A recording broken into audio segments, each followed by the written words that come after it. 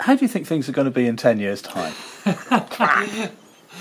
Well, I'm hoping that it will be more of the same. I would like to think that Cornwall will have more control over what happens in Cornwall. I think that there's an opportunity with issues such as devolution, whereby Cornwall can take more functions from Westminster and have a greater degree of control over the way our public services are run, but also I think just in general terms about the way that the fabric of our life and society is pulled together. I think there's a real opportunity for more of that to be run at a local level, and I think that given Cornwall's history and given its the role that it had in the world, an incredibly outward-looking part of the UK, I think that we've got a lot that we can build on, and how we take control, but also how we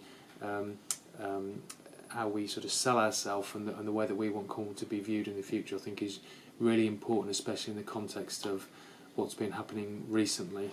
With the UK, maybe the perception is that we're pulling back, but I think Cornwall can go the other way and really start to shape its place in the world like it has done historically, and that's how I'd like it to see it. And the other big pressure on us is climate change. And clearly Cornwall sticks out in the ocean. It's got a lot of low bits. It's got a very direct engagement with the ocean. I mean, we and the ocean are constantly lapping at each other's feet, aren't we? Yeah. Do you feel that what we know about climate change and what we might find out about climate change is going to have an effect on us culturally, environmentally, economically? I do. Cornwall acts as a weather break. A lot of the weather systems that are coming in, Cornwall's is at the brunt of that. I think that if you look at the general perception around climate change is that 98% of scientists accept that it's a reality. I think that Cornwall is going to be in the firing line for some of those changes. I do think that there's already been strong leadership in Cornwall on how it's starting to tackle some of those areas, whether it's around the adoption of low carbon technologies, wind, solar, but also I think being more proactive and having some foresight around climate change mitigation and resilience around flooding and what the impact is going to be on our communities as well. And I think that the planning for that has to start now. It's not something that we can think about in 10 years' time or 15 years' time. The way our buildings are put together, are we going to have to live with flooding is it going to be a reality?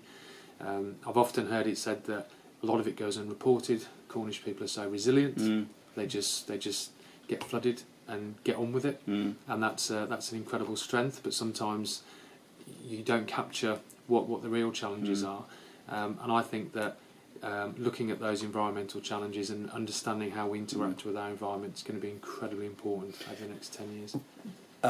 Twice so far in doing the job that I do, Portfolio for Transport, I've come up against direct impacts of climate change, which have had to do with stormy weather, certain increase in sea levels, and that's been at Seaton, where the road gave way, and there was a massive shift of the beach right across from one side of the sand from one place to another, which inundated various bits, and also at St Anthony and Meneag, where flooding threatened to break another road, which gave direct access to the church and to a boatyard, which was a major employer.